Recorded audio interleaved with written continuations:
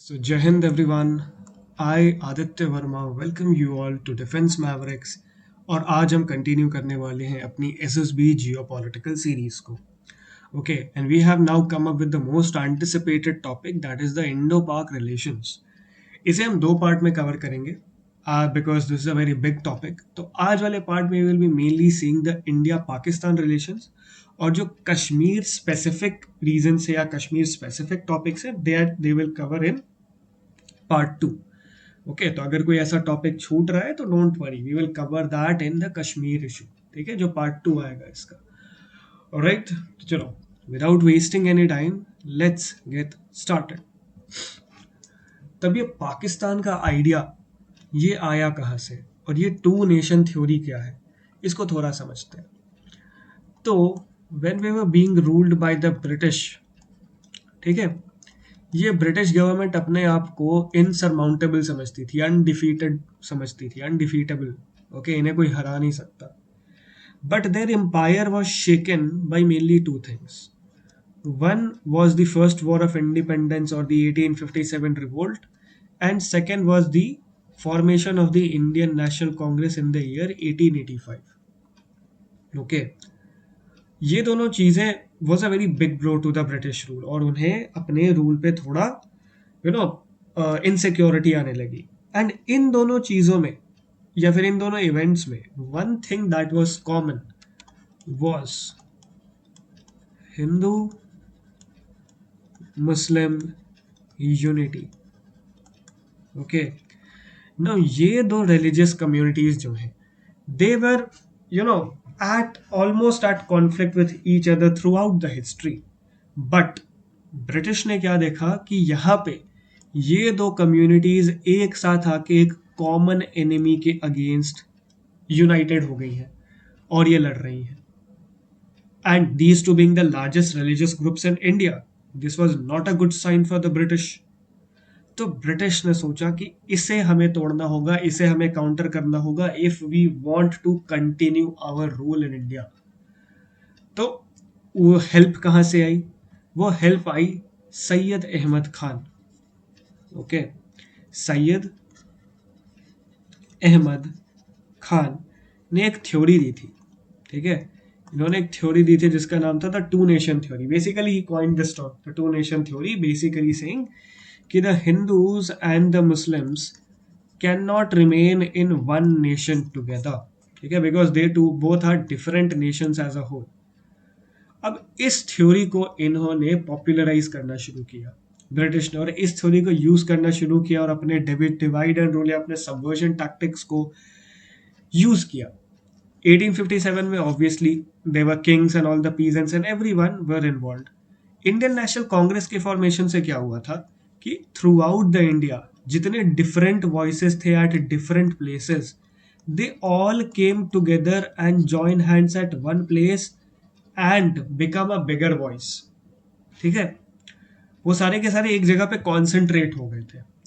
अब इसे ब्रिटिश को तोड़ना था. They wanted to break this political unity that was coming in India. Okay, they wanted to break this. तो how to do it? तो सबसे पहले तो उन्होंने किया बंगाल का पार्टीशन. ठीक है, सबसे पहले तो उन्होंने किया बंगाल का partition, and this was done very strategically. जैसे उन्होंने क्या किया, उन्होंने 1871 में, एक्चुअली 1872 में हमारा स्टैटिस्टिकल सर्वे ऑफ इंडिया को स्टैब्लिश किया और उन्होंने सेंसस कंडक्ट की. ठीक है, सेंसस कंडक्ट किया अपने. ऑलराइट, और उसके बाद उन्होंने क्या किया कि 1870 में फर्स्ट सेंसस हुआ था और 1881 में फर्स्ट पैन इंडिया सेंसस हुआ था. इससे उन्हें मिला एक डेमोग्राफिक डेटा. ठीक है, डेमोग्राफिक डेटा कि कौन से रिलीजन के, कौन से कास्ट के लोग कहाँ कहाँ पे रहते हैं. और उसके बाद बंगाल, बंगाल ही क्यों? Because basically Calcutta was the capital of India till the year 1911. ठीक है, 1911 तक कैलकाटा कैपिटल था. तो obviously it was the centre of all the political activities, और ये सबसे ज्यादा हीटेड अप एरिया था. ठीक है, that was protesting against the British. तो इसे उन्हें डिवाइड करना जरूरी था. तो उन्होंने अगेन कैसे डिवाइड किया? उन्होंने बोला ये जो वेस्ट बंगाल है ये हिंदू मेजोरिटी है and this will be for Hindus, और ये जो ईस्ट बंगाल है this will be for the Muslims, क्योंकि ये मुस्लिम मेजोरिटी एरिया है, ठीक है. This was done by Curzon, okay, was the governor general eight that time, right. This was done by Curzon, right. तो पहले उन्होंने 1905 में बंगाल को डिवाइड किया बेस्ड ऑन रिलीजियस लाइंस. उन्होंने बोला एडमिनिस्ट्रेटिव लाइंस है, but it was based on religious lines. Then see very carefully, next step was 1905 में बंगाल को डिवाइड करते ही 1906 में ढाका में, that is in current Bangladesh, उन्होंने मुस्लिम लीग की स्टैब्लिशमेंट की. मुस्लिम लीग की establishment obviously was done with the British aid and support. Okay, क्या हुआ था 1885 में इंडियन नेशनल कांग्रेस के फॉर्मेशन से सारे voices came at one place and collected और ब्रिटिश के अगेंस्ट आवाज उठा रहे थे. ब्रिटिश ने इसे क्या किया, दो सेपरेट वॉइसेस में डिवाइड कर दिया कि Congress is for Hindus and Muslim league is for Muslims. अब दोनों आपस में लड़ो कि मेरे को रिप्रेजेंटेशन चाहिए, मेरे को रिप्रेजेंटेशन चाहिए. Okay, the focus, this was how they were continuously changing the focus. Okay, और ये जो थ्योरी दी गई 1906 में, basically not theory but all India Muslim league का एस्टैब्लिशमेंट हुआ. देन उसके बाद 1909 में उन्होंने अपना नेक्स्ट मूव चला through the Morley Minto reforms. ठीक है, मॉर्ले मिंटो रिफॉर्म्स में उन्होंने क्या इंट्रोड्यूस किया, कम्यूनल इलेक्टोरेट्स. ठीक है, कम्यूनल इलेक्टोरेट्स, वो क्या थे communal electorates. Okay, communal electorates क्या है, कम्यूनल इलेक्टोरेट्स आर बेसिकली, ठीक है, कि एक सीट है, let's say that's a Muslim majority area, तो उस सीट से the candidate who is standing will be a Muslim as well as the voters will also be exclusively Muslims. Candidate तो होगा ही, बट जो वोट कर रहे हैं they will also come from that particular community.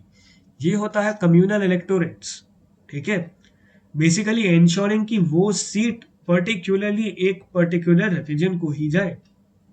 वो कर रहे थे on the name of increasing the representation of different communities, but basically उनका बिगर मोटिव क्या था, to create differences, to create separation among people. ठीक है, तो ये कम्युनल इलेक्टोरेट्स था. इलेक्टोरेट्स हम आज भी फॉलो करते हैं सेपरेट, जैसे कुछ सीट्स जो है जो ट्राइबल्स के लिए रिजर्व्ड है, कुछ सीट्स वुमेन के लिए रिजर्व्ड है, बट वहां पे वोटिंग कोई भी कर सकता है. ठीक है, वोटिंग पे there is no restriction, but communal electorates में इवन वोटिंग पे रिस्ट्रिक्शंस होते थे. ओके, तो that is how they were deepening the divide. Finally Congress की तरफ से एक थोड़ा सा गलत मूव क्या हुआ, नॉट गलत move but basically from that times point of view, okay, उन्होंने लखनऊ पैक्ट में मुस्लिम लीग की ये जो डिमांड थी ऑफ कम्यूनल इलेक्टोरेट्स और सेपरेट इलेक्टोरेट्स, ओके, उसे एक्सेप्ट कर लिया. ठीक है, लखनऊ पैक्ट ऑफ 1916 में इंडियन नेशनल कांग्रेस ने मुस्लिम लीग को साथ रखने के लिए कि why are you you know working, not not you, why are not working together with us. Okay, तो वो सबको साथ लेके चलना चाहते थे, और उस साथ लेने के चक्कर में उन्होंने क्या किया, इस सेपरेट इलेक्टोरेट्स है, इस कम्युनल इलेक्टोरेट्स को एक्सेप्ट कर लिया, और कहीं ना कहीं इस टू नेशन थ्योरी को उस टाइम पे वैलिडेशन मिल गई. ओके, नाउ आगे क्या होता है, थोड़ा let's jump forward and let's try to understand. ठीक है, 1935 में जो गवर्नमेंट ऑफ इंडिया एक्ट आया था, उसने बोला कि जितने प्रोविंसेस हैं उसे हम ऑटोनॉमी दे रहे हैं, और अब यहाँ पे होंगे प्रोविंशियल इलेक्शंस. प्रोविंसेस का मतलब कुछ नहीं, स्टेट है, तो अब हमारे पास स्टेट इलेक्शंस होने वाले, स्टेट इलेक्शंस और प्रोविंशियल इलेक्शंस. ठीक है, अब इंडिया में जो टेरिटरीज थी ना, वो एक्चुअली मेनली दो टाइप की थी, मेनली. ठीक है, एक कहलाते थे प्रोविंसेस और एक कहलाते थे प्रिंसली स्टेट्स. ठीक है, इंडिया दो टाइप में डिवाइडेड था. प्रोविंसेस क्या थे, इन्हें गवर्नर्स रूल करते थे, प्रिंसली स्टेट्स को किंग्स रूल करते थे. They were totally under the British, this was a British territory of India. But यहाँ पे इंटरनल मैटर्स किंग संभालते थे, और external matter like defence, external affair, वो ब्रिटिश संभालती थी. ठीक है, मेनी टाइम्स वो भी प्रिंसली स्टेट्स ही संभालते थे, उनकी खुद की आर्मी होती थी. ओके, तो provinces were basically those area जिसे ब्रिटिश ने कैप्चर कर लिया था. तो not all of India was under British. ठीक है, बहुत सारे ऐसे रीजन थे, just for example the most important Jammu and Kashmir, it was also a princely state, ठीक है। और इन्हीं प्रिंसली स्टेट्स को देन ऑप्शन दिया गया था after independence that you want to join India, you join India, you want to join Pakistan, you join Pakistan, और you remain independent. ये जो प्रोविंसेस थे इनके पास ऑप्शन नहीं थे, डायरेक्टली ट्रांसफर हो गए थे इधर टू इंडिया और टू पाकिस्तान। ओके, तो अब यहाँ पे जो इलेक्शंस होते हैं हमारे, ओके, यहाँ पे जो हमारे इलेक्शंस होते हैं उसमें 1937 वाले इलेक्शंस में the Muslim League was not even able to form full majority even in one province, ठीक है। प्रोविंस का मतलब स्टेट समझो, not even in one province, ठीक है। ये पंजाब और सिंध में थोड़ी बहुत इन्हें सीट्स मिली थी, but that was also coalition government, okay. But you just see that in 10 years तो they created a whole different nation। और उसके बाद जो 1945 में इलेक्शंस होते हैं, पंजाब, सिंध, बंगाल, इन सब जगह पे ऑल इंडिया मुस्लिम लीग ने अपना ओके छाप छोड़ दिया था। कैसे? Because of their rigorous campaigns, ठीक है। And those campaigns were quite hate campaigns against India that we want a separate nation, okay. तो मुस्लिम लीग एक अलग ही सुर राप रही थी और इस टू नेशन थ्योरी को फ्यूल कर रही थी, और ये चीज़ें बहुत ज़्यादा एविडेंट हुई जा रही थी that okay now probably partition is the solution, right. Finally क्या होता है 1946, 16 अगस्त 1946 को ये लॉन्च करते हैं डायरेक्ट एक्शन डे, ठीक है। बंगाल, ओके, बंगाल रीजन, आपका मिजोरम रीजन, इन सारे रीजन्स में, और बहुत ज़्यादा एथनिक वायलेंस और रिलीजियस और कम्युनल वायलेंस होता है इस जगह पे, ठीक है। थिंग्स लाइक जॉइन इस्लाम और burn, because these were this was being done by Muslim league, right. कि आप हमारे मूवमेंट को सपोर्ट करिए एंड सपोर्ट करिए कि that we want a different nation, otherwise you die, right. तो it led to huge amount of violence, और यहाँ से ये सारी चीज़ें शुरू हो गई थी, राइट। देन फाइनली आता है हमारा partition, okay, the partition plan that was also called as the Mountbatten plan. It was given by Mountbatten, who was the first governor general of free India, okay, and the last governor general also of independent India, okay, sorry, the which was under the British rule, all right। तो Indian independence act जो sign किया गया उसके साथ साथ partition को भी accept कर लिया गया, that partition is the only option. तो the seeds that were sown right from 1905 finally, ठीक है। पार्टीशन क्यों किया गया? That had a geopolitical reason also, okay, कि ब्रिटिश इस जगह पे अपना इन्फ्लुएंस नहीं छोड़ना चाहते थे। They were leaving India and Pakistan, okay, but वो इस जगह पे अपना इन्फ्लुएंस नहीं छोड़ना चाहते थे। Why didn't they want to lose the influence? Because it was strategically very important nation, okay, strategically very important place because of the Indian Ocean, right? And that's why it created two countries in such a manner कि क्या हुआ कि ये दोनों countries हमेशा आपस में लड़ते रहेंगे, alright, ताकि फायदा इन्हें हो, alright, but this was accepted. Then a very brilliant man, Cyril Radcliffe, was given the job of drawing the borders of India and Pakistan. And let me tell you something about this man. This man never came to India, ठीक है, he never came to India, and he was given a job to draw a freaking border between two nations in a span of 6 weeks with 3 or 4 Indian assistants, okay. That is how competent they were, right? That is how competent they were. And this the idea that they gave was that calling him will be a unbiased decision, that he'll be unbiased towards the both. तो इसने जो border खींचा, इतना प्यारा border खींचा कि आपका घर इंडिया में है और आपका खेत पाकिस्तान में है, ठीक है। आपका एक कमरा इंडिया में है, दूसरा कमरा पाकिस्तान में, ऐसा बॉर्डर खींचा भाई साहब ने, ओके। तो नाउ ये जो आपको पूरी रेड लाइन दिख रही है यहाँ से यहाँ तक, that is the called as the Radcliffe line.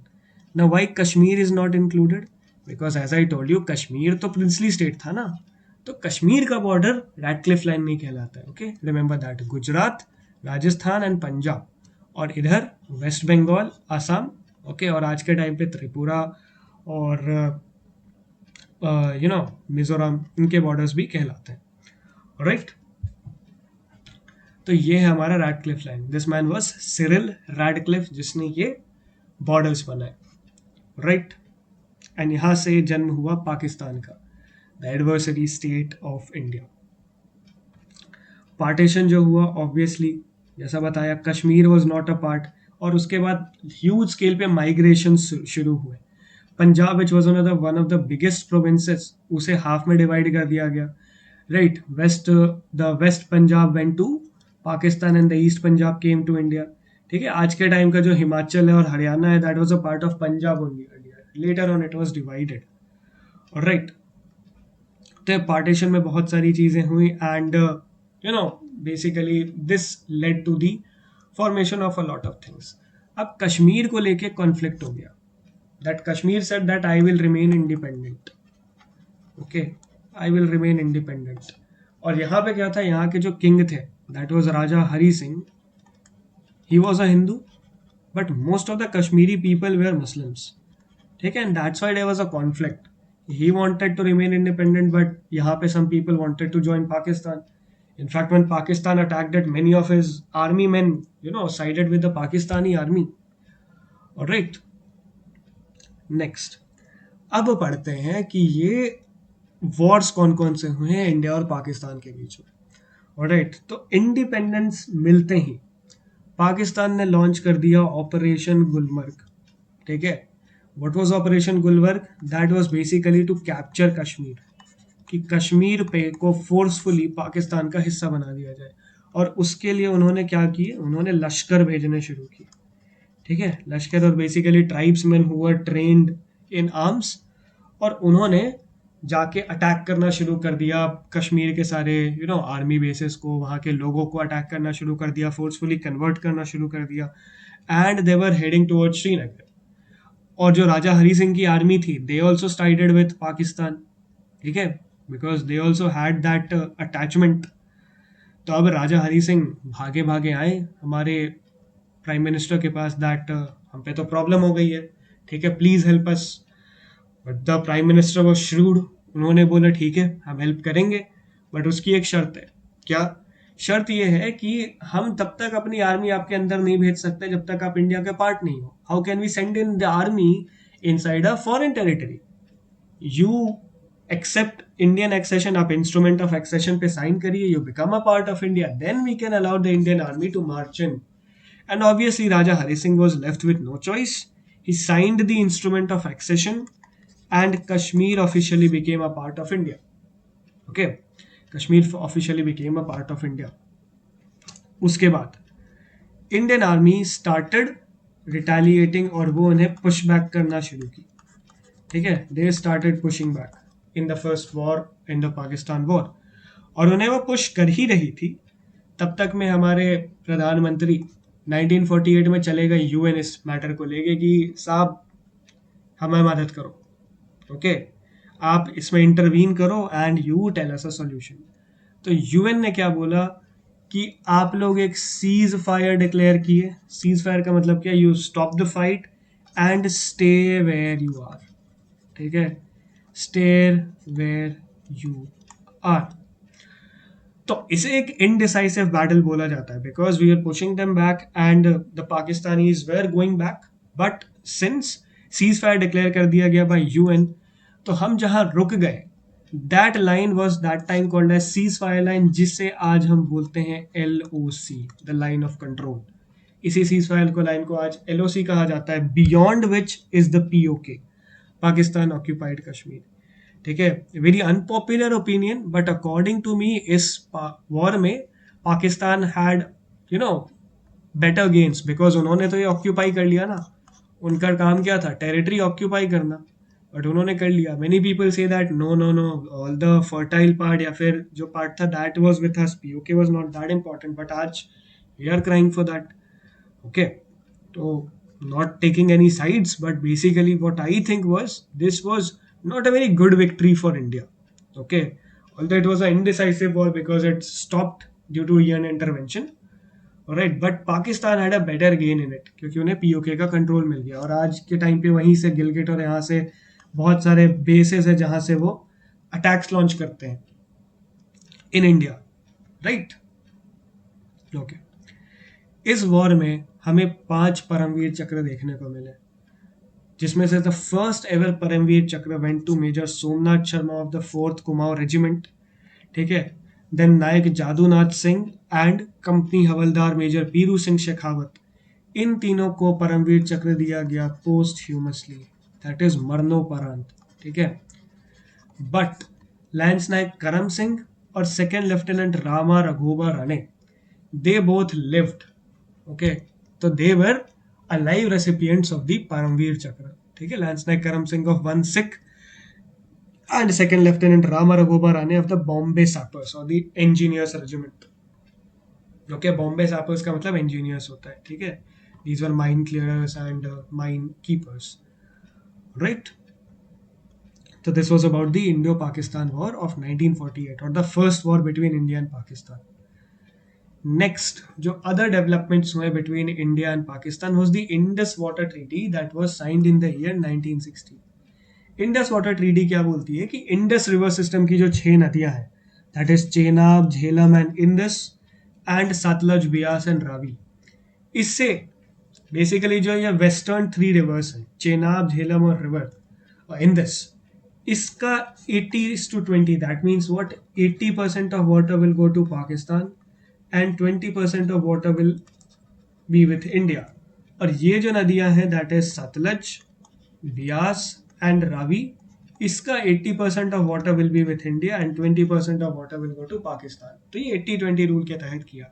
और भी बहुत चीज़ें कि हम इस पर डैम नहीं बना सकते हैं, ठीक है, इन रिवर्स पे, and you know many times we have tried using this as a weapon, Indus water treaty को ब्रीच करके हम डैम्स बना के पानी रोक दें, but that is not a very feasible option because then that will create a humanitarian crisis where even the non-participants in the war will be affected in Pakistan due to वहाँ पे जो सूखा पड़ जाएगा और पानी की कमी हो जाएगी, इसलिए हमने इसे कभी यूज नहीं किया है। But again this is unused weapon, ठीक है, और कहीं ना कहीं this is one of the reasons, ठीक है, why Pakistan wanted the control of Kashmir, क्योंकि पाकिस्तान में जितना का जितना पानी जाता है ना वो इंडिया से होते हुए जाता है, ठीक है। So India has a very strategic hold on the waters that are flowing inside Pakistan. अगर इंडिया चाहे और इंडस वाटर ट्रीटी को ब्रीच कर दे, वो एक मतलब हफ्ता भर नहीं लगेगा पाकिस्तान को घुटनों पे लाने में, ओके।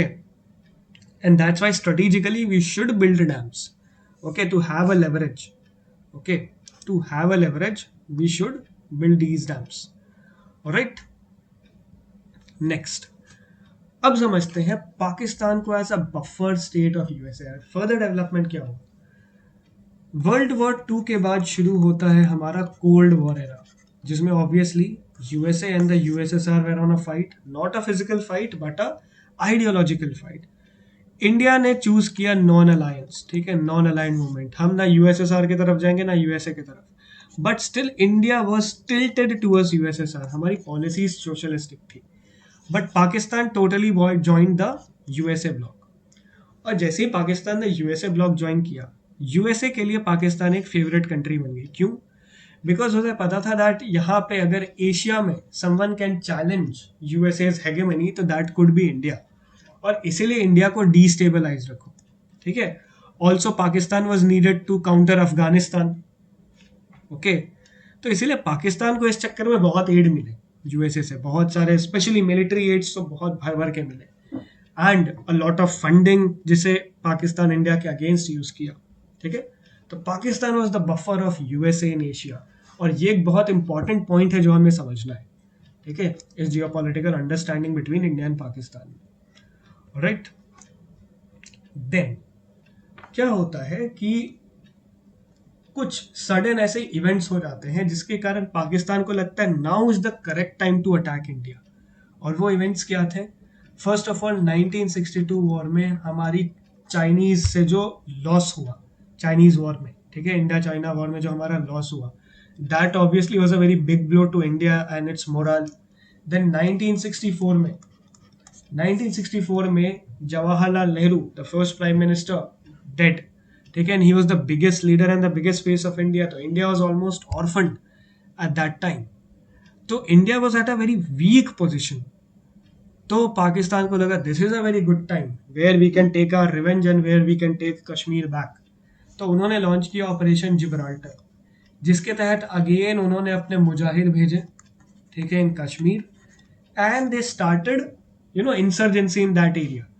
और ये डिस्टर्बेंस को वो क्या बोलेंगे, किसी जो इंडियन आर्मी है वहां पे या फिर जो इंडियन गवर्नमेंट है, ये इंसर्जेंसी या जो डिस्टर्बेंस हो रहा है वो कश्मीरी लोग कर रहे हैं अगेंस्ट द इंडियन आर्मी. ठीक है, ये इनका प्लान था कि वहां के लोग इनकी मदद करेंगे, बट ऐसा हुआ नहीं. एग्जैक्टली थोड़ा बहुत उल्टा पड़ गया. उन्हें लगा ही नहीं था कि ये 5 फुट 2 इंच का इंसान जो था, ठीक है, लाल बहादुर शास्त्री शास्त्री जी हमारे, वो ऐसे तोप निकलेंगे. ओके, और इंडियन आर्मी हमारी लाहौर पहुंच जाएगी इसके चक्कर में. राइट. तो 1965 वॉर जो कि लड़ा जा रहा था, राजस्थान फ्रंट और गुजरात फ्रंट भी ओपन हो गया था, जो यूजुअली होता नहीं था. ओके, ये सारे फ्रंट्स भी ओपन करके, और यहाँ पे टैंक्स का बहुत बड़ा रोल था इस वाले वॉर में. ठीक है, और हमारी कुछ कमियां भी सामने आई इस वॉर के बाद. और राइट, फॉर एग्जाम्पल जैसा कि बताया था, यूएसए का फेवरेट था पाकिस्तान. तो यूएसए ने गिफ्ट किए थे कुछ पैटर्न टैंक्स पाकिस्तान को, which were very advance tanks, but only to be ended like this by the Indian army. ये पाकिस्तानी जो पैटर्न टैंक्स लेके आ रहे थे, उन्हें क्या पता था कि उनके सामने अपनी जोंगा जीप में जो खड़े हैं कंपनी क्वार्टर मास्टर हवलदार मेजर अब्दुल हमीद, वो इस जोंगा जीप से ही उनकी 7 से 8 पैटर्न टैंक उड़ा देंगे. उन्हें तो ये लगा ही नहीं था, उन्हें लगा था हम तो जीत जाएंगे आराम से. बट हिंदुस्तानी फौजी तो हिंदुस्तानी फौजी हैं. ठीक है, तो फ्लोर ग्रेनेडियर्स के अब्दुल हमीद साहब अपनी जोंगा जीप को लेके 7 से 8 पाकिस्तानी पैटर्न टैंक उड़ा देते हैं. बैटल ऑफ असल उत्तर में, one of the most famous battles. ठीक है, बैटल ऑफ असल उत्तर होता है हमारा इंडो पाकिस्तान वॉर ऑफ 1965 में. One more very famous battle was the battle of Chawinda. ठीक है, which is also called as the largest tank battle since world war 2, जिसमें लेफ्टिनेंट कर्नल अर्दशीस तारापोर ने अपनी जान देकर परमवीर चक्र लिया था. And he was from the 17th Poona horse regiment. Okay, 17th Poona horse regiment. तो ये दो हमारे परमवीर चक्र थे 1965 वॉर से, बैटल ऑफ असल उत्तर और बैटल ऑफ चाविंडा में. ठीक है, then Indo Pakistan war end होता है विद द ताशकेंट डिक्लेरेशन, जहां पे यूएसएसआर इंटरवीन करता है और बोलता है कि हम इसे वॉर को रोक रहे हैं. और ताशकेंट में लाल बहादुर शास्त्री, और उस टाइम के ताशकेंट का है, it is in Uzbekistan basically. ठीक है, तो प्रेसिडेंट अयूब खान और लाल बहादुर शास्त्री जाते हैं ताशकेंट डिक्लेरेशन में to stop this war. Again this was again a indecisive war. ठीक है, this was again a indecisive war. Okay, क्योंकि ये अगेन एक डिक्लेरेशन के थ्रू हुआ. बट इस डिक्लेरेशन के just next day Lal Bahadur Shastri की एक रहस्यमय तौर पे मृत्यु हो जाती है. He died in very suspicious circumstances. अब वो सर्कमस्टांसेस क्या थे वो अलग की बात है, बट अभी के लिए ये इंफॉर्मेशन जस्ट आप याद रखिए. ठीक है, यहाँ पे और भी बहुत चीजें हो रही थी. इंडिया का न्यूक्लियर प्रोग्राम रेडी हो रहा था, but that was delayed due to the death of doctor Homi Jehangir Bhabha. Right, तो ये सारे थी इंडो पाकिस्तान वॉर से. यहाँ पे दो और बहुत महत्वपूर्ण चीजें थी और बहुत इंपॉर्टेंट चीजें थी. And what was it? Formation of the BSF border security force and formation of the mechanized infantry regiment. ठीक है, क्योंकि हमें नीड फील हुई इन दोनों चीजों की. बीएसएफ की क्यों? क्योंकि देखिए, थोड़ा समझते हैं. ये जो इंडो पाकिस्तान बॉर्डर था, ठीक है, यूजुअली यहाँ पे इंडियन आर्मी रहा करती थी. ओके, यहाँ पे इंडियन आर्मी रहा करती थी और पेट्रोल भी किया करती थी, गार्ड भी किया करती थी. अब इंडियन आर्मी का मेन काम क्या है? वॉर रेडी रहना. ठीक है, बट अगर वो सिर्फ इतने बड़े बॉर्डर को सिर्फ पेट्रोल करेगी और ये करेगी तो वॉर रेडी कैसे होगी? दैट्स वाई हमने क्या डिसाइड किया, एक अलग से फोर्स बनाते हैं. That will be called as our border security force, जो कि हमारा फर्स्ट लाइन ऑफ डिफेंस होगा, जो कि हमारा फर्स्ट लाइन ऑफ डिफेंस होगा on the Indo Pakistan border. And Indian army will stay back. तो बॉर्डर सिक्योरिटी फोर्स कब होती है? ड्यूरिंग द पीस टाइम, जब कोई वॉर डिक्लेयर्ड नहीं है, then they are at the border. ठीक है, याद रखना, आर्मी बॉर्डर पे नहीं होती, it is the BSF that is at the border, Indo Pakistan and Indo Bangladesh border. But let's say a war is declared. अगर वॉर डिक्लेयर हो जाएगा तो क्या होगा? ये BSF is going to step back. ठीक है, and the BSF is going to become the reserve force and the army takes over on the border. ठीक है, तो ये रोल है बीएसएफ का. Okay, and BSF was also formed, और इसकी फॉर्मेशन हुई थी 1965 वॉर के बाद. जब हमें रियलाइज हुआ that we need a force specifically for patrolling and normal cross border actions, ठीक है, बट जब भी वॉर होगा या सीज फायर वायलेशन होगा, then the army will take charge और बीएसएफ बन जाएगी आपकी reserve force, right. Then next, mechanize infantry regiment, ठीक है। अब ये मैकेनाइज इन्फेंट्री क्या, बहुत लोग को पता नहीं होता है डिफरेंस एक मैकेनाइज इन्फेंट्री की जो व्हीकल होता है जिससे हम इन्फेंट्री फाइटिंग मशीन या फिर बीएमपी भी बोलते हैं, और एक टैंक में। But if you see carefully तो आप देख सकते हैं टैंक का एक कैनन बहुत लंबा सा होता है, वेर एज इसके पास सिर्फ एक नॉर्मल टैरेट गन होती है, ठीक है। देन एक टैंक में मैक्सिमम 3 to 4 मेंबर्स की कैपेसिटी होती है, जिसमें से ये सारे 3 से 4 लोग जो है ना, they are like invested in operating the tank, okay.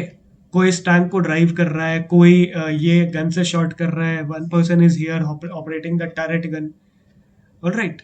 But infantry fighting vehicle में क्या है, एक ऑपरेटर और एक ड्राइवर तो होते हैं, बट उसके साथ एटलीस्ट 6-7 एक्स्ट्रा इन्फेंट्री मैन को ये कैरी कर सकती है, ठीक है। दैट इज सोल्जर्स को सिर्फ ये कैरी कर सकती है अपने साथ, ऑलराइट, जो इस टैंक में पॉसिबल नहीं है, बट यहाँ पे ज्यादा लोग कैरी किया जा सकते हैं।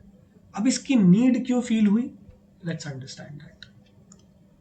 देखो, 65 वाला war was a very crucial battle जहाँ पे टैंक्स का यूज हुआ था, ठीक है। Now tanks are like this. अब मान लो ये टैंक है, ठीक है, let's say these are the tanks, okay, these are the tanks, right, and this is the enemy territory, ठीक है। This is let's say enemy line A है, ये एनिमी लाइन बी है। Tanks always spearhead the battle, that's why इन्हें horses कहा जाता है, ठीक है। हॉर्सेस या कैवलरी क्यों बोला जाता है टैंक्स को, क्योंकि प्रीवियस आप जो पुराने मूवीज देखेंगे तो आप इसमें क्या देखेंगे, जो आगे दो आर्मीज लड़ रही होती है तो पहले कौन जाता है, पहले जो हॉर्समैन होते हैं वो जाते हैं ना, ऑब्वियस सी बात है, हॉर्सेज रन फास्टर, तो पहले हॉर्समैन टकराते थे, उनके पीछे फुट सोल्जर्स दौड़ते रहते थे, then they used to fight.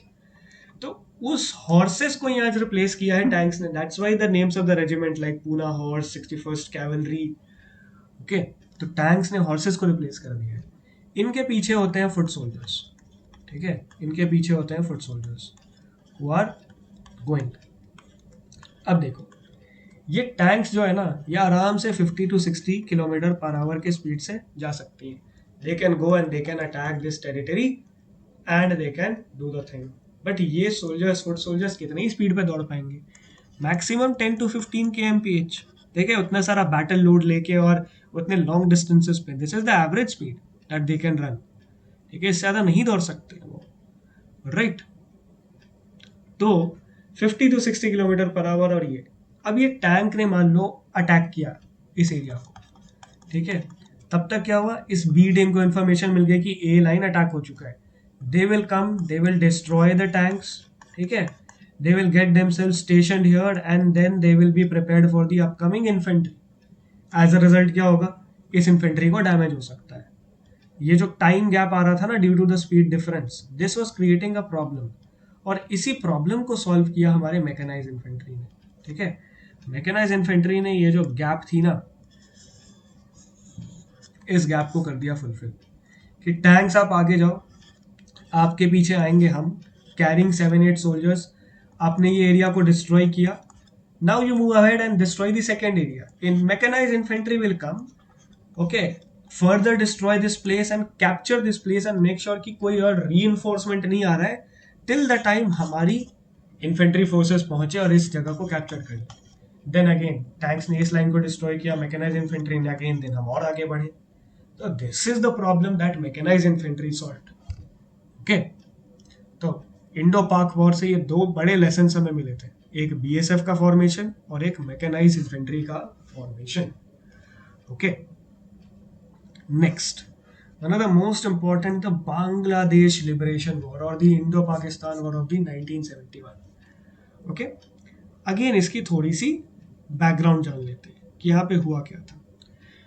जब पाकिस्तान का फॉर्मेशन हुआ तो 71 तक ये और ये दोनों पाकिस्तानी कहलाता था, ये वेस्ट पाकिस्तान, ये ईस्ट पाकिस्तान, ठीक है। बांग्लादेश तो 1971 में बना है, और ये वेस्ट पाकिस्तान और ईस्ट पाकिस्तान में मेनली जो गवर्नमेंट थी वो चलती थी पाकिस्तान पीपल्स पार्टी की, ठीक है, Pakistan Peoples Party, which was headed by Zulfikar Ali Bhutto, okay, which was headed by Zulfikar Ali Bhutto. और उसके अलावा कौन, जनरल याहिया खान, जो कि प्रेसिडेंट थे वहां के। बट हुआ क्या, 1970s में जनरल इलेक्शंस होते हैं। और इलेक्शंस के बारे में एक खास बात क्या थी कि जो ईस्ट पाकिस्तान या जो बांग्लादेश था वहां पे होते थे 162 सीट्स, और वेस्ट पाकिस्तान में होते थे सिर्फ 138 सीट्स। ठीक है, टोटल मिला दे तो 300, और मेजोरिटी के लिए कितना चाहिए, 151। ओके, 1970 के इलेक्शंस में क्या होता है, ईस्ट पाकिस्तान में ऑलमोस्ट क्लीन स्वीप कर देती है शेख मुजीबुर रहमान की Awami league.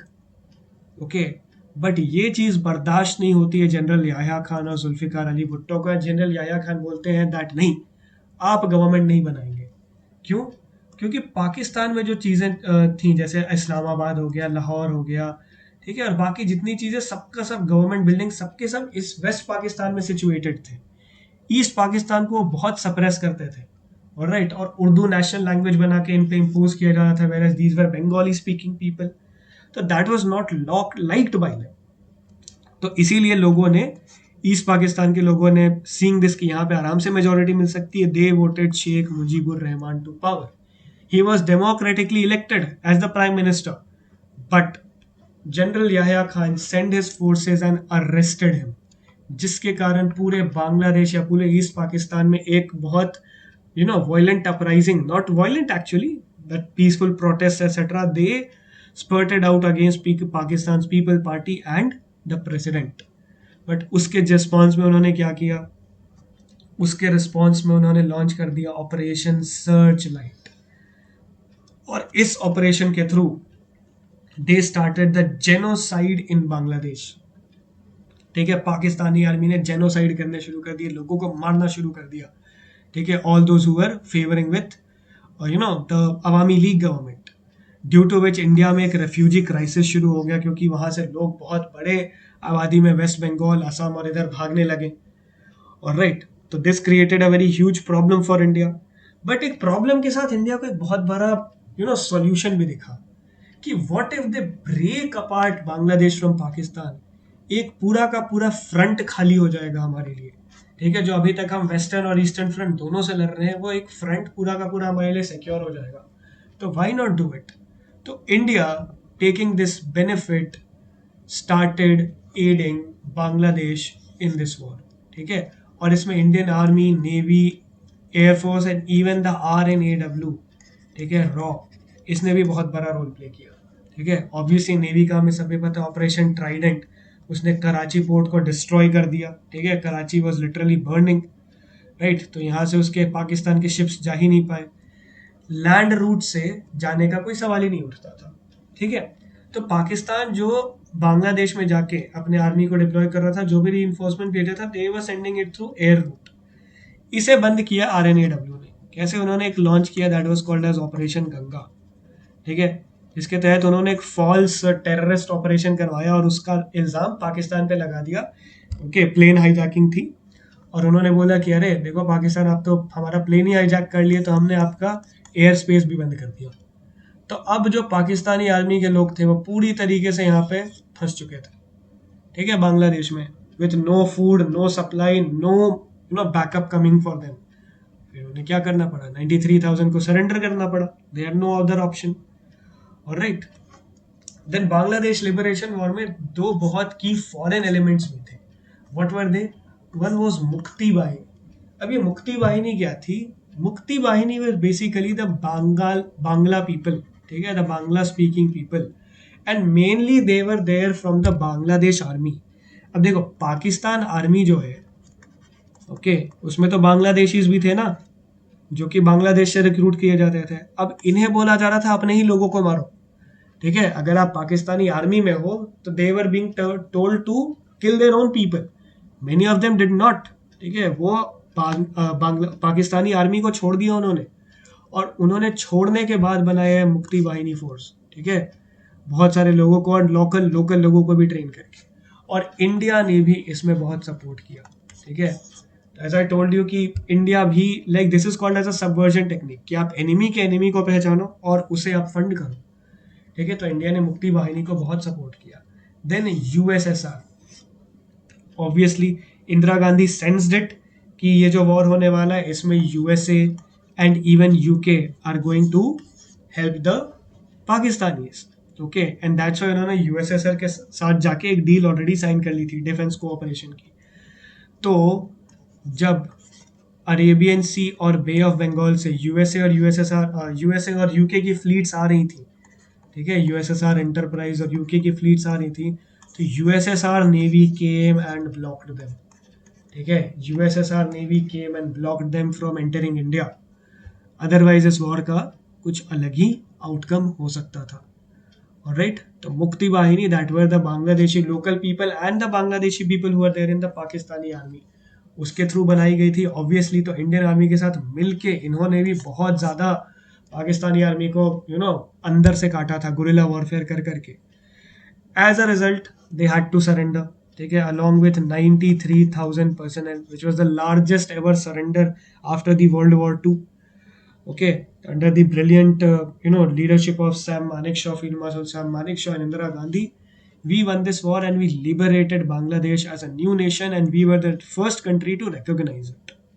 Okay, so this was our biggest ever victory on Pakistan and biggest ever diplomatic victory as well. Okay, okay, यहाँ पे मिले 4 Param Vir Chakra, and here we have the only Param Vir Chakra from the Indian air force. Total हमारे पास 21 परमवीर चक्र awardees हैं, जिसमें से 20 from army and 1 from air force. And the only one is flying officer Nirmaljit Singh Sekhon, जो कि 18 स्क्वाड्रन फ्लाइंग बुलेट्स को बिलोंग करते थे. Apart from that, major Hoshiyar Singh Dahiya from 3 Grenadiers, Second Lieutenant Arun Khetrapal from 17th Pune Horse, and Lance Lieutenant Albert Ikka from 14 Guards Regiment. Okay, that's it from our side in this video. Next 50 years की history हम अगले part में cover करेंगे, जिसमें obviously extensively we are going to cover the Kashmir issue as well and the rest of the history. So stay connected with us, share this video among your friends and subscribe to learn more. Thank you very much. Jai Hind.